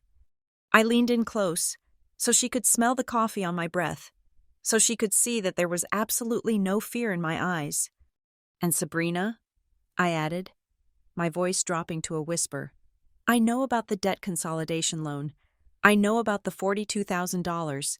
I know Mom and Dad signed it. Sabrina froze. The color drained from her face so fast she looked like a corpse. She stopped breathing. If you do not pay this invoice, I continued, I will file a claim in small claims court, and when I do, financial records will be subpoenaed to prove ability to pay. And that little secret, the one that is going to bankrupt Dad, it will become public record. Her mouth moved, but no sound came out. She looked at me with genuine terror. She realized, finally, that she was not dealing with her sister anymore. She was dealing with a creditor. I will email you the final PDF, I said, stepping back and opening the door wide for Milo, who came running at the sound of her voice. Mommy, he shouted, hugging her legs. Sabrina looked down at him, then back at me. She looked like she was going to be sick. She grabbed Milo's hand. She grabbed the bag. She turned and practically ran to her car, stumbling in her high heels. I watched them go. I went back inside. I sat down at my computer. I opened the file named Parks Family Invoice Final. I updated the balance. Total due, $7,445. I hit send. The trap was snapped. The evidence was ironclad. And now, all I had to do was wait for them to realize that they had absolutely no way out. The digital delivery of invoice number 001 final did not result in immediate chaos. Instead, there was a silence that lasted for exactly 2 hours. It was the silence of a group of people huddled around a kitchen table, passing a phone back and forth, looking for a loophole that did not exist. They were looking for a way to say I had not done the work. They were looking for a way to claim the contract was invalid, but they could not. The contract was signed. The timestamps were verified. The GPS data from my phone and Sabrina's Instagram posts created a timeline so tight it would hold water in a Supreme Court hearing. At 4:15 in the afternoon, the silence broke. It started with a notification from my banking app. You have received a payment of $500 from Sabrina Parks. Note: for the babysitting, we are even. Stop being a psycho. I stared at the screen. $500 against a debt of over $7,000. She was trying to buy me off with pennies. More importantly, she was trying to establish a legal precedent. If I accepted the partial payment without contest, she could argue in court that we had reached a settlement, that I had accepted this sum as satisfaction of the debt. It was a clumsy, desperate legal maneuver, likely suggested by my father, who thought he knew how the world worked because he watched crime dramas. I did not hesitate. I opened the app, I tapped the transaction, I selected Refund Sender. In the memo line for the refund, I typed, "Payment rejected. This sum does not match the invoice amount of $7,445. Partial payment is not accepted. Full balance is due immediately." I hit send. 10 seconds later, my phone rang. It was Sabrina. I answered. I did not say hello. I said, "This line is being recorded for documentation purposes."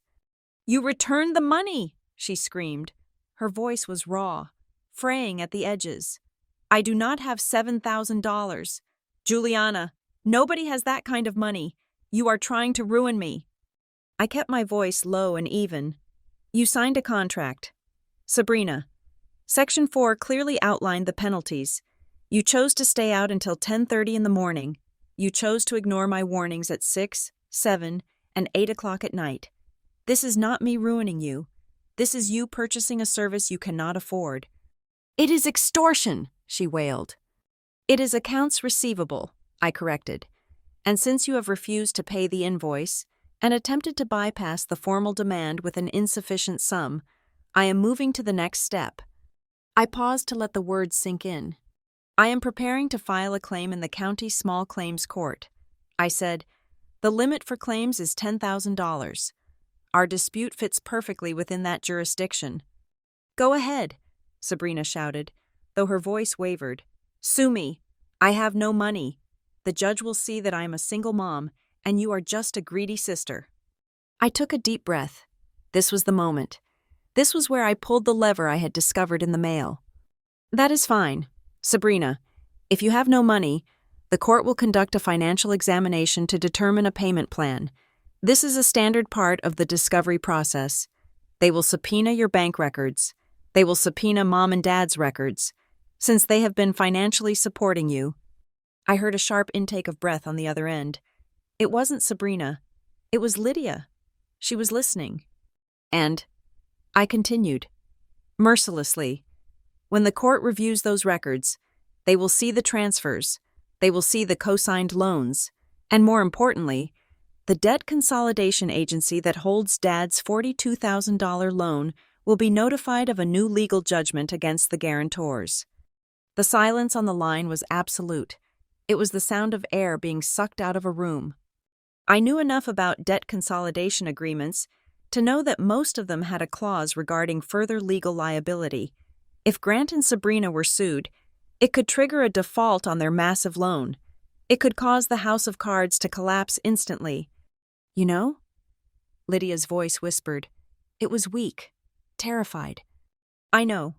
Mom," I said, "I know about the $42,000. I know Dad co-signed. I know you are insolvent, and I know that if I drag you into court, the public record will destroy whatever credit rating you have left." Lydia let out a sob. It was not her usual manipulative cry. It was the sound of a woman who realizes she is standing on a trapdoor. "Juliana, please," she begged. "You cannot do this. It will kill your father, his heart. He cannot take the stress. We will lose the house." I felt a twinge of pain in my chest. I did not want them to lose their house. I did not want my father to have a heart attack. But I remembered the way they had laughed when I asked for gas money. I remembered the way they had sabotaged my interview.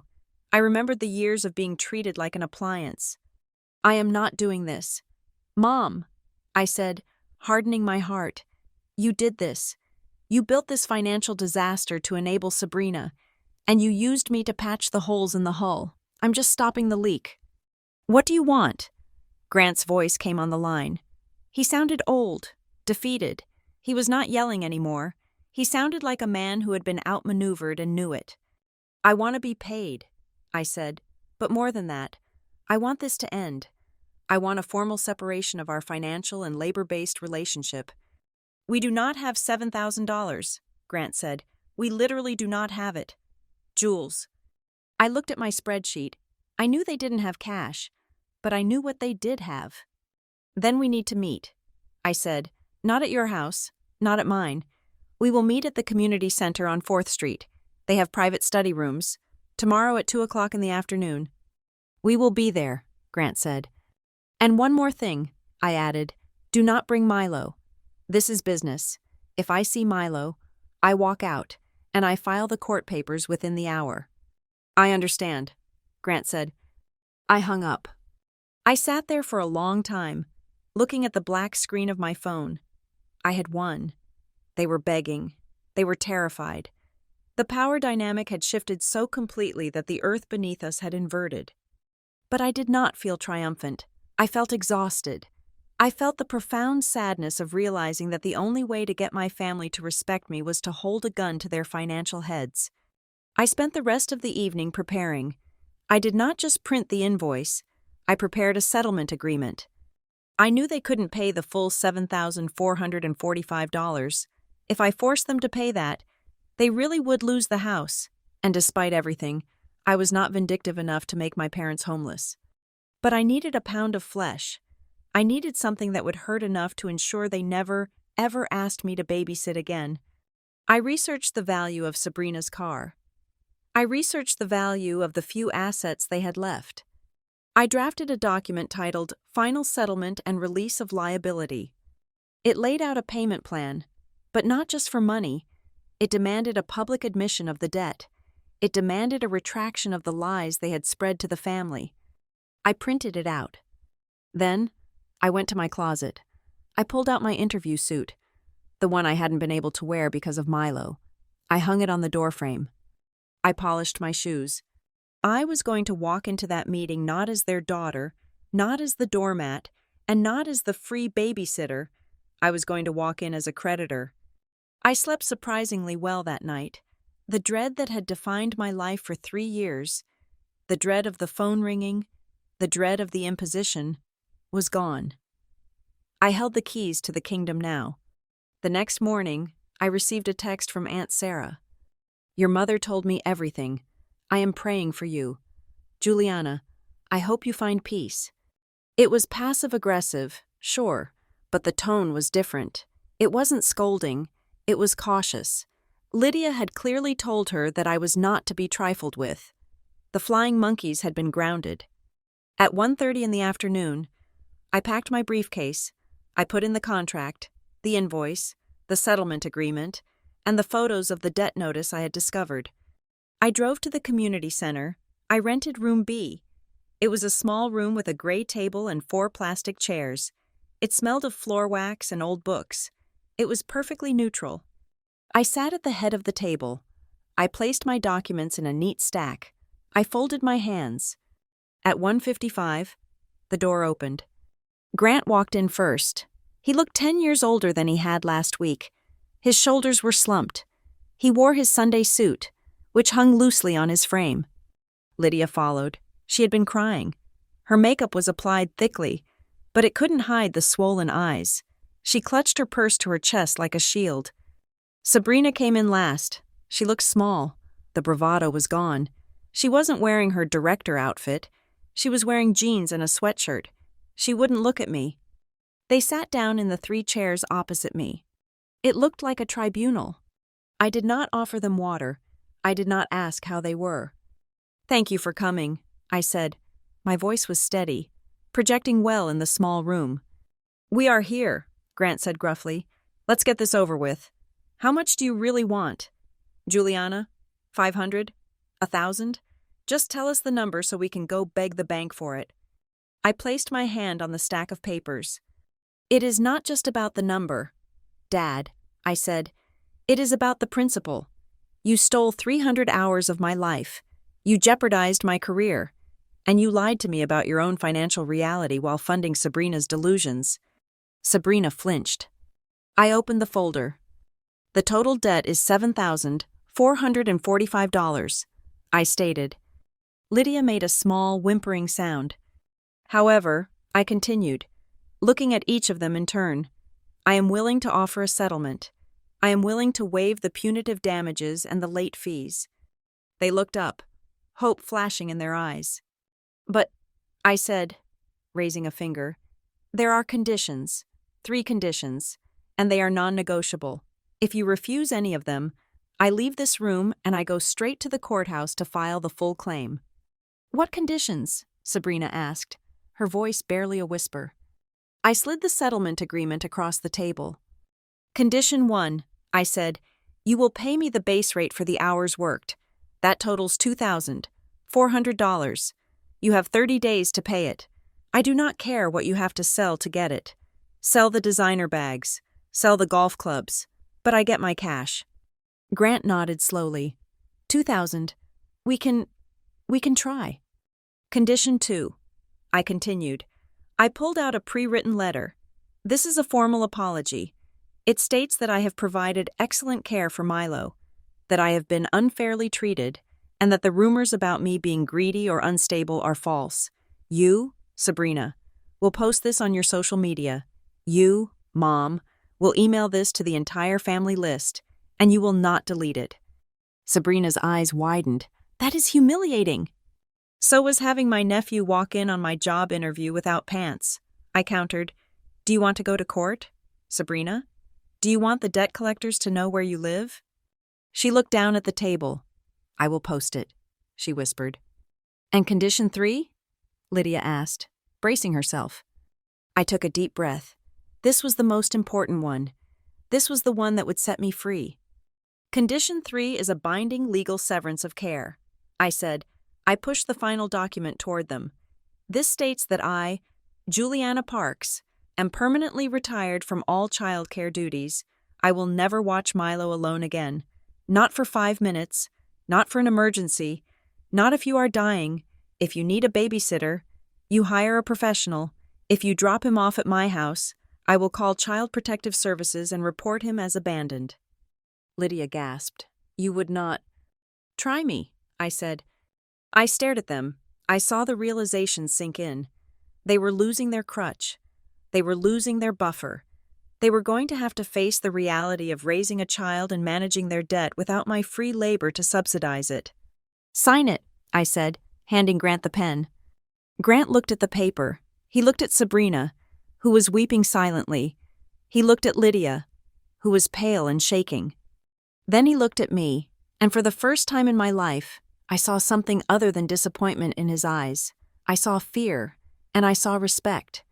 He took the pen. The pen hovered over the paper in Grant's trembling hand, but before the ink could touch the signature line, Sabrina slammed her palm down on the table. No! She shrieked, the sound echoing sharply off the cinder block walls of the community center meeting room. Dad, do not sign that. She is bluffing. She is not going to sue us. She is our sister. She is not going to drag our name through the mud over some babysitting money. Sabrina turned her tear-stained face toward me, her eyes wide with a manic desperation. She was trying to summon the old magic, the emotional manipulation that had worked for 3 decades. She dropped her voice to a whisper, trembling with manufactured fragility. Jules, look at me. It is Milo, your nephew. Remember when he was born? Remember you held him? You promised you would always be there for him. How can you put a price on that bond? How can you sit there with your spreadsheets and your suit and treat him like he is a job? I am a single mom. I am trying so hard. Why are you punishing me for needing help? For a second, the room held its breath. Lydia looked at me, her eyes pleading, waiting for the guilt to crack my armor. Grant looked at me, hoping I would fold so he wouldn't have to face his own financial sins. I looked at Sabrina. I did not see a struggling mother. I saw a predator who had worn the mask of a victim for so long she had forgotten how to take it off. I reached into my briefcase and pulled out the final document. It was the master log, visualized as a graph. I am not punishing you. Sabrina, I said, my voice cutting through the emotional fog like a laser. I am accounting for reality. I slid the graph across the table. Look at the red line, I commanded. That represents the hours I have spent raising your son in the last 6 months. 312 hours. Let us break that down. That averages out to 19 hours a week. I leaned forward, locking eyes with her. 19 hours a week is not a favor. Sabrina, it is not helping out. 19 hours a week is a part-time job. It is a shift at a coffee shop. It is a receptionist position. The only difference is that those jobs pay wages, offer breaks, and do not require the employee to pay for the company's supplies. I pointed to the second document, the one detailing the interview failure. And what did this part-time job cost me? I asked, my voice rising just enough to command absolute attention. It cost me an $85,000 a year career. It cost me my professional reputation. When Milo walked into that room because you lied about a breakdown, you did not just interrupt a meeting. You stole my future. You stole my financial independence so that you could keep yours. Sabrina opened her mouth to argue, but I cut her off. Do not speak, I said sharply. You want to play the victim? A victim is someone who has bad things happen to them. You are someone who makes bad things happen to other people. You have drained Mom and Dad's retirement. You have nearly destroyed my career, and you have used your son as a human shield to do it. I turned to Grant and Lydia. They were shrinking in their chairs, the truth of my words settling on them like lead weights. The time for guilt trips is over, I declared. We are at the crossroads. You have 2 choices, and they are the only 2 choices you will ever get from me again. I held up 2 fingers. Choice 1. You sign the settlement. You pay the compromised amount of $2,400 within 30 days. You post the apology, and we sign the severance agreement stating I am no longer a childcare provider. We walk out of here as a family with boundaries. I lowered 1 finger. Choice 2. You walk out of that door without signing. I drive to the courthouse. I file the suit for the full $7,445 plus damages. The court subpoenas your bank records. The debt consolidation agency gets notified of the judgment. Dad's $42,000 loan gets called in. You lose the house. You lose your credit. And everyone knows exactly why. I sat back, folding my arms. The ball is in your court. The silence that followed was heavy and suffocating. The air conditioner hummed in the corner. The only sound in a room where a family was breaking apart and putting itself back together in a new, colder shape. Sabrina looked at Grant. She was waiting for him to save her. She was waiting for him to yell at me, to order me to stop, to fix it. Grant looked at the paper. He looked at the line where his signature needed to go. He looked at the terrified expression on Lydia's face. He knew I wasn't bluffing. He had seen the look in my eyes, the look of the auditor, and he knew the numbers didn't lie. He uncapped the pen. I am sorry. Sabrina, Grant whispered, his voice cracking. We cannot lose the house. He signed his name. The scratch of the pen on the paper sounded like a thunderclap. He slid the paper to Lydia. She was weeping silently, tears dripping onto her blouse. She didn't look at me. She just signed, her hand shaking so badly the letters were barely legible. Then, they pushed the paper to Sabrina. She stared at it. For a moment, I thought she might flip the table. I saw the rage flaring behind her eyes, the narcissistic injury of finally being told no. You are ruining everything, she hissed at me. Sign it, Sabrina, Grant barked. It was the first time in years I had heard him raise his voice at her. Just sign the damn paper and pay your sister. Sabrina flinched. She grabbed the pen like it was a dagger. She signed her name with a violent slash. Now the money, I said, not moving, $2,400. Transfer it now. I want to see the confirmation. Sabrina pulled out her phone. Her thumbs moved aggressively over the screen. A moment later, my phone pinged. Payment received. $2,400. I checked the balance. It was real. The money was there. It wasn't the full amount I was owed, but it was enough. It was the price of my freedom. I stood up. I gathered the signed documents. I placed them neatly into my folder. I snapped the briefcase shut. The sound was final, decisive. "Thank you," I said. "I will email you copies of the executed agreement by this evening." I turned to leave. "Juliana?" Lydia called out. Her voice was small, broken. "Does this mean, are we still family? Can we still see you for Christmas?" I paused at the door. I looked back at them. They looked like strangers to me now. They were people I shared DNA with, but they were no longer the people who controlled me. "We are family." "Mom," I said calmly, "I will come to Christmas dinner. I will bring a side dish. I will give Milo a present." I looked at Sabrina, who was glaring at the floor. "But I will come as a guest. I will leave when I want. And if you ask me to wash a dish, watch a child, or loan you $1, I will show you the door." I opened the door to the hallway. The light from the corridor spilled in, bright and clean. I looked at Sabrina one last time. "If you need a babysitter, hire one. I am family, not a free service." I walked out. I walked down the long hallway of the community center, my heels clicking rhythmically on the linoleum. I pushed open the double doors and stepped out into the winter afternoon. The air was crisp and cold. The sun was shining. I walked to my car. I sat in the driver's seat and placed the briefcase on the passenger seat. I looked at it. Inside that bag was my independence. Inside that bag was the end of 30 years of conditioning. I started the engine. I didn't cry. I didn't feel sad. I felt a strange, bubbling sensation in my chest. It was relief.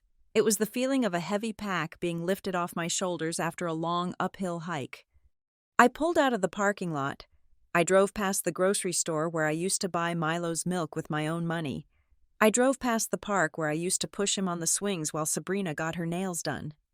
I was driving toward my apartment, my quiet, secure apartment with the new locks. I was unemployed.